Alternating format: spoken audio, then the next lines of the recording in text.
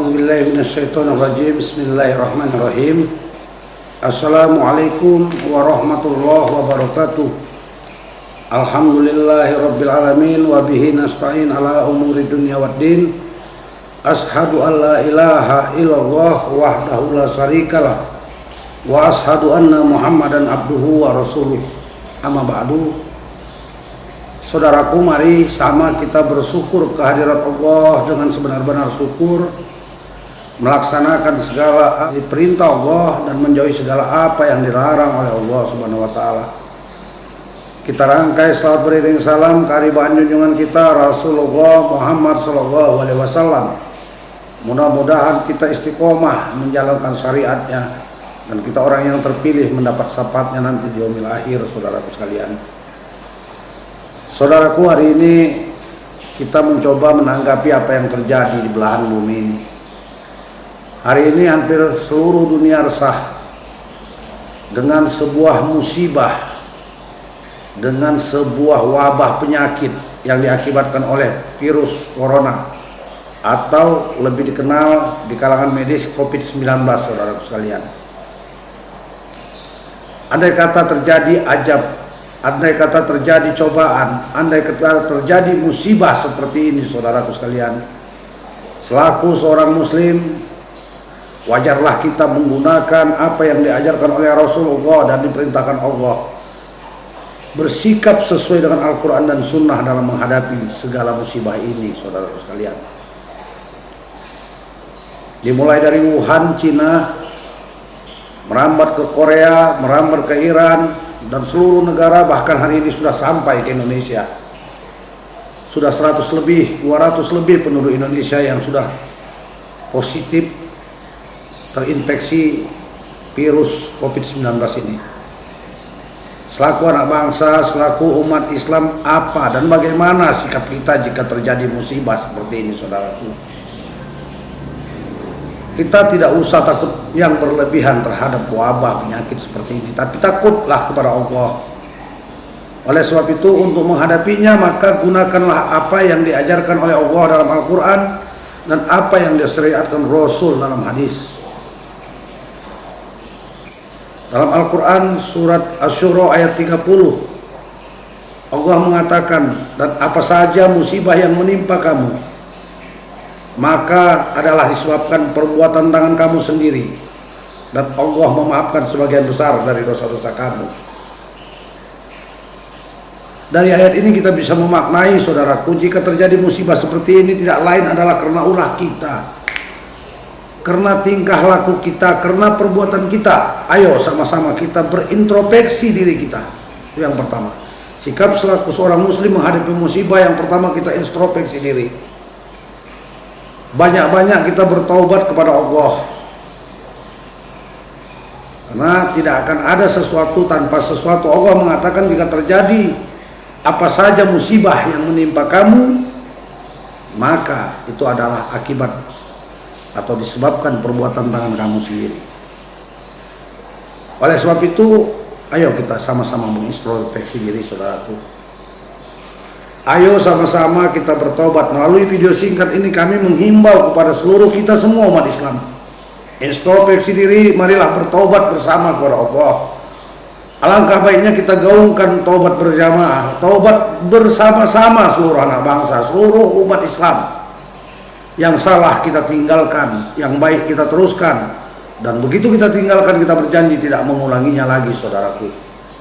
Langkah pertama kita lakukan adalah bertobat kepada Allah. Nah, setelah kita bertobat selaku manusia yang punya akal pikiran, Allah dan Rasulnya juga memerintahkan kepada kita untuk berikhtiar, saudaraku sekalian. Apa ikhtiar yang kita lakukan? Dalam hadis, ya, dalam sebuah hadis Bukhari, Rasulullah mengatakan, jika kamu mendengar wabah di suatu negeri, maka atau di suatu wilayah, negeri, wilayah, ya kan, maka janganlah kalian memasukinya.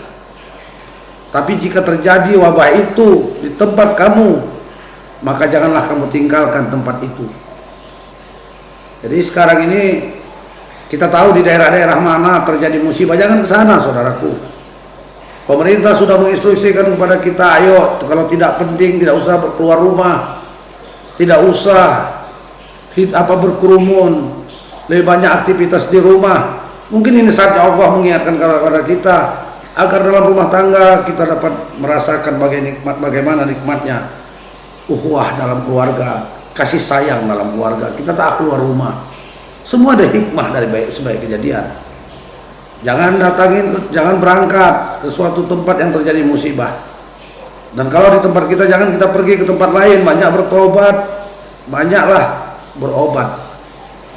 Kemudian saudaraku sekalian, dalam hadis lain, hadis Ahmad nomor 12186. Ini hadis riwayat Ahmad. Ketika Allah menciptakan penyakit, maka ia menciptakan penyembuhnya, maka berobatlah. Jadi jika ada penyakit menimpa kita, jika tadi wabah di suatu negeri, jangan ke sana. Kalau di negeri kita jangan keluar. Kemudian kalau kita yang tertimpa musibah, maka berobatlah. Jangan gara-gara ini penyakit datang dari Allah kita pasrah. Takdir Allah kok. Siapa yang mati takdir Allah? Ikhtiar perlu saudaraku. Jadi yang pertama, ayo sama-sama kita introspeksi diri dan bertobat. Yang kedua, ayo kita berikhtiar. Pemerintah sudah menganjurkan beberapa hal kepada kita, ayo patuhi sama-sama. Ahli-ahli medis sudah menyampaikan bagaimana cara mengatasinya, ayo ikuti sama-sama. Karena setiap orang punya bidangnya, kita ikutin ahli-ahli yang telah memutuskan. Jika sakit maka berobatlah. Nah yang ketiga saudaraku, apa yang kita lakukan selaku seorang muslim?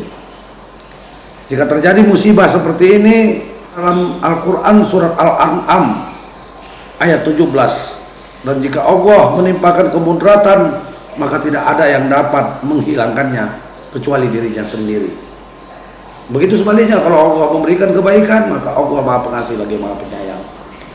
Saudaraku, mari setelah kita bertobat, setelah kita ikhtiar, akhirnya mari kita tawakal kepada Allah. Kita serahkan urusan ini kepada Allah. Tak bergerak suizarah kecuali izin Allah.